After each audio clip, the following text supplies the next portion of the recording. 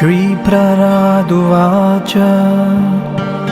ब्रह्मादयः सुरगणा मुनयोऽथ सिद्धा सत्त्वैकतानगतयो वचसां प्रवाहै नाराधितुं पुरुगणैरधुनापि पिप्रुः किं तोष्टुमर्हति समे हरिरुग्रजाते मन्ये धनाभिजनरूपतपः श्रुतोज तेजप्रभावबलपौरुषबुद्धियोगः नाराधनाय हि भवन्ति परस्य पुंसो भक्त्या तुतोष भगवान् गजयूथपाय विप्राद्विषद्गुणयुतादरविन्दनाभा पादारविन्दविमुखात् स्वपचं वरिष्ठम् मन्ये तदर्पितमनोवचने हितार्था प्राणं पुनाति सकुलं न तु भूरिमानः नैवात्मनः प्रभुरयं निजलाभपूर्णो मानं जनादविदुषः करुणो वृणीते यद्यज्जनो भगवते विदधीतमानं तच्चात्मने प्रतिमुखस्य यथा मुखश्रीः तस्मादहं विगतविक्लव ईश्वरस्य सर्वात्मना महि गृह्णामि यथा मनीषम् नीचो जया गुणविसर्गमनुप्रविष्टः पूयेत येन हि पुमान् अनुवर्णितेन सर्वे यमी विधिकरास्तव सत्त्वधाम्नो ब्रह्मादयो वयमिवेश न चोद्विजन्तः क्षेमाय भूतय उतात्मसुखाय चास्य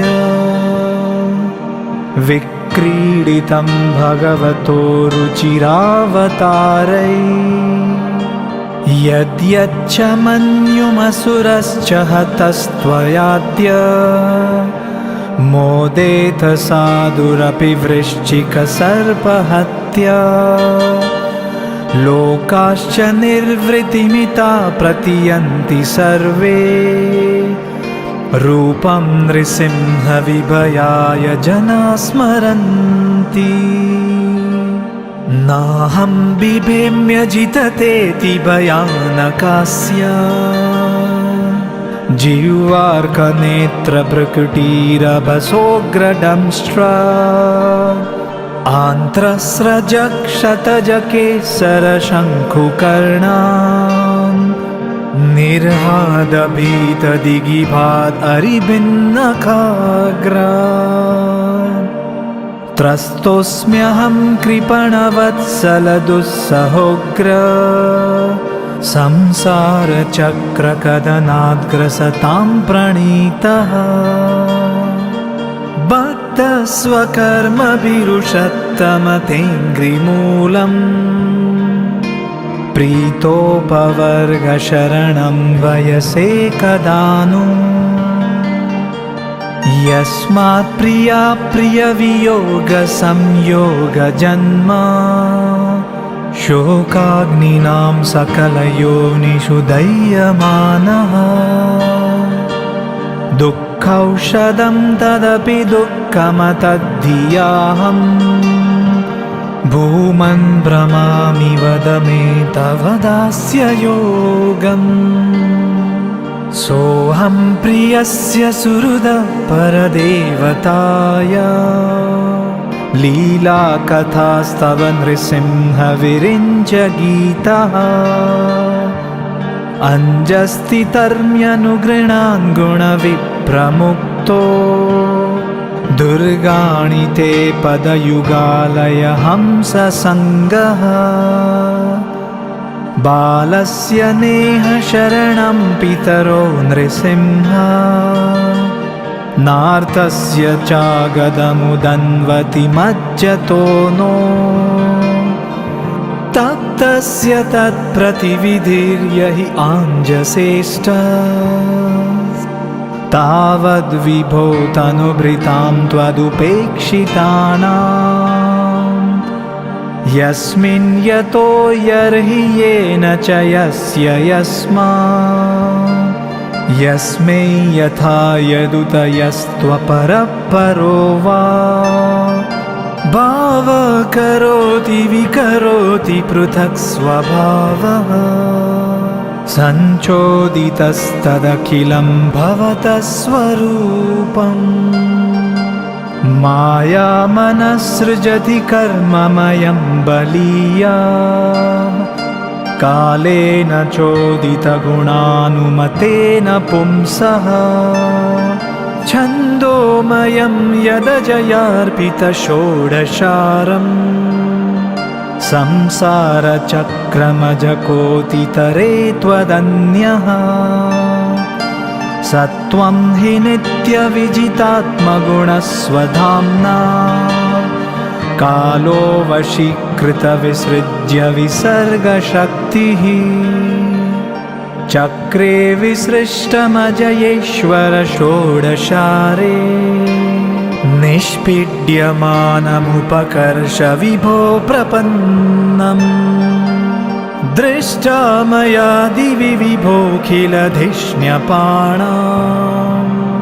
आयुश्रियो विभव इच्छति याञ्जनोऽयम्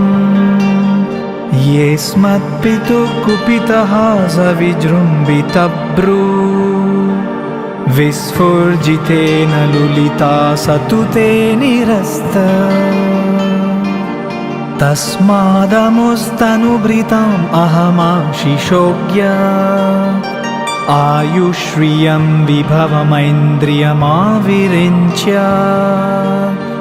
नेच्छामि ते विलुलितानुरुविक्रमेण कालात्मनोपनय मां निजभृत्यपार्श्वम् कुत्राशिषश्रुतिसुखा मृगतृष्णिरूपा क्वेदं कलेवरमशेषरुजां विरोहः निर्विद्यते न तु जनो यदपीति विद्वान् कामानलं मधुलवैषमयन्दुरापै क्वाहं रजप्रभव ईशतमोऽधिकेऽस्मिन् जातः सुरेतरकुले क्व तवानुकम्पा न ब्रह्मणो न तु भवस्य न वैरमाया यन्मेऽर्पितः शिरसि पद्मकरप्रसादः नैषा परावरमतिर्भवतो ननु स्यात् जन्तोर्यथात्मसुहृदो जगतस्तथापि संसेवया सुरतरोरिव ते प्रसादः सेवानुरूपमुदयो न परावरत्वम् एवं जनं निपतितं प्रभवाहि कूपे कामाभिकाममनुय प्रपतन् प्रसङ्गा कृत्वात्मसात् सुरशिणा भगवन् गृहीतः सोऽहं कथं नु विसृजे तव भृत्यसेवाम् मत्प्राणरक्षणमनन्तपितुर्वधश्च मन्ये स्वभृत्य ऋषिवाक्यमृतं विधातुम् खड्गं प्रगृह्य यदवोचदसद्विधित्सु त्वामीश्वरो मदपरोऽवतु कं हरामि एकस्त्वमेव जगदेतममुष्य यत्त्वम् आद्यन्तयो पृथगवश्यसि मध्यतश्च श्रुत्वा गुणव्यतिकरं निजमाययेदम् नानेव तैरवसितस्तदनुप्रविष्टः त्वं वा इदं सदसदीश भवांस्ततोऽन्यो माया यदात्मपरबुद्धिरियं ह्यपार्थ यद्यस्य जन्मनिधनं स्थितिरीक्षणं च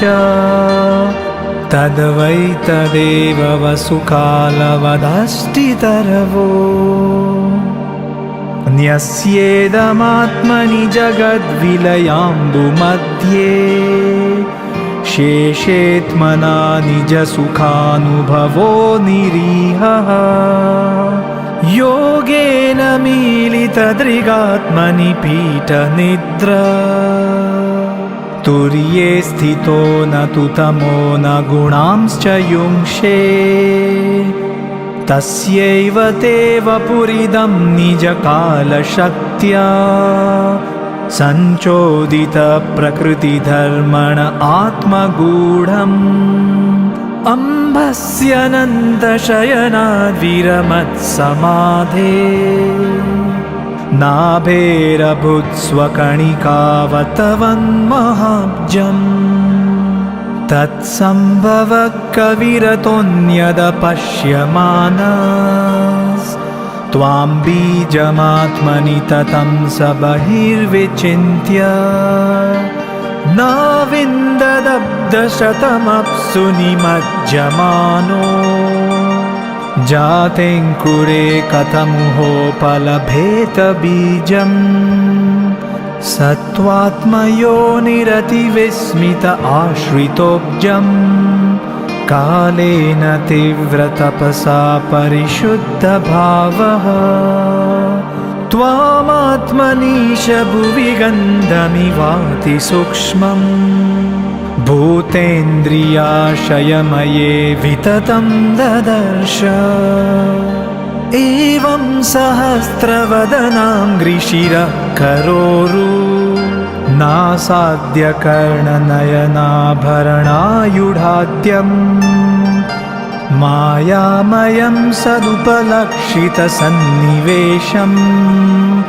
दृष्ट्वा महापुरुषमापमुढं विरिञ्चः तस्मै भवान् हयशिरस्तनुवां हि बिभ्रत् वेदद्रुहाव अतिबलो मधुकैटभाख्यो हत्वा नयच्छ्रुतिगणांश्च रजस्तमश्च सत्वं तव प्रियतमां तनुमामनन्ति इत्थं नृतिर्यगृषिदेव जशावतारै लोकान् विभावयसि हंसि जगत्प्रतीपान्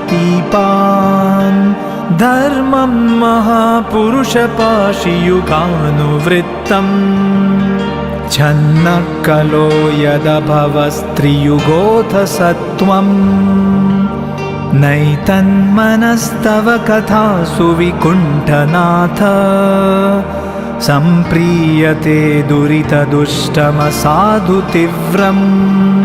कामातुरं हर्षशोकभयेशनार्तम् तस्मिन् कथं तव गतिं विमृशामि दीनः जिह्वैकतोऽच्युत विकर्षति मा वितृप्ता शिष्णोऽन्यतस्त्वगुदरं श्रवणं कुतश्चित् घ्राणोऽन्यतश्च फलदृक् च कर्मशक्तिर्बह्व्यः सपत्न्य इह गेहपतिं लुनन्ति एवं स्वकर्मपतितं भव वैतरण्याम् अन्योन्यजन्ममरणाशनभीतभीतम् पश्यन् जनं स्वपरविग्रहवैरमैत्रम् हन्तेति पारचरपिप्रुहि मूढमद्य कोन्वत् सर्वत्र ते किल गुरो भगवन् प्रयास उत्तारणेस्य भवसम्भवलोपहेतोः मूढेषु वै महदनुग्रह आर्तबन्धो किं तेन ते प्रियजनान् अनुसेवतां न नैवो द्विजे परदुरत्यय वैतरण्यास् त्वद्वीर्यगायन महामृतमग्नचित्तः शोचेततो विमुखचेतस इन्द्रियार्थ माया सुखाय भरमुद्वहतो विमूढा प्रायेण देवमुनयः स्वविमुक्तिकामा मौनं चरन्ति विजनेन परार्थनिष्ठः नैतान् विहाय कृपणान् विमुमुक्ष एको नान्यं त्वदस्य शरणं भ्रमतोऽनुपश्ये यन्मैथुनादिगृहमेदि सुखं हि तुच्छं कण्डूयनेन करयोरिव दुःखदुःखम् तृप्यन्ति नेह कृपणा बहु दुःखभाजः कण्डूतिवं मनसिजं विषहेत धीरः मौनव्रतश्रुततपोध्ययन स्वधर्मा व्याख्यारोहो जपसमाधय आपवर्ग्याः प्राय परं पुरुषते त्वजितेन्द्रियाणाम् वार्ता भवन्त्युत न वात्र तु दम्भिकानाम् रूपे इमे सदसति तव वेदस्पृष्टे बीजाङ्कुरो इव न चान्यदरूपकस्य युक्ता समक्षमुभयत्र विचक्षन्ते त्वां योगेन वह्निमिव दारुषु नान्यतस्य त्वं वायुरग्निरवनिर्वियदम्बुमात्रा प्राणेन्द्रियाणि हृदयं चिदनुग्रहश्च सर्वं त्वमेव सगुणो विगुणश्च भूमन् नान्यत्वदस्त्यपि मनोवचसां निरुक्तम् नैते गुणानगुणिनो महदादयो ये सर्वे मनः प्रभृतय सह देवमर्त्याः आद्यन्तवन्त उरुगाय विदन्ति हि त्वाम् एवं विमृश्य सुधियो विरमन्ति शब्दात् तत्ते रहत्तमनमस्तुति कर्म पूजा कर्म स्मृति चरणयो श्रवणं कथायाम् संसेवया त्वयि विनेति षडङ्गया किम् भक्तिं जनः परमहंसगतो लभेत हरे कृष्णा कृष्णा कृष्णा हरे हरे हरे राम राम राम हरे हरे।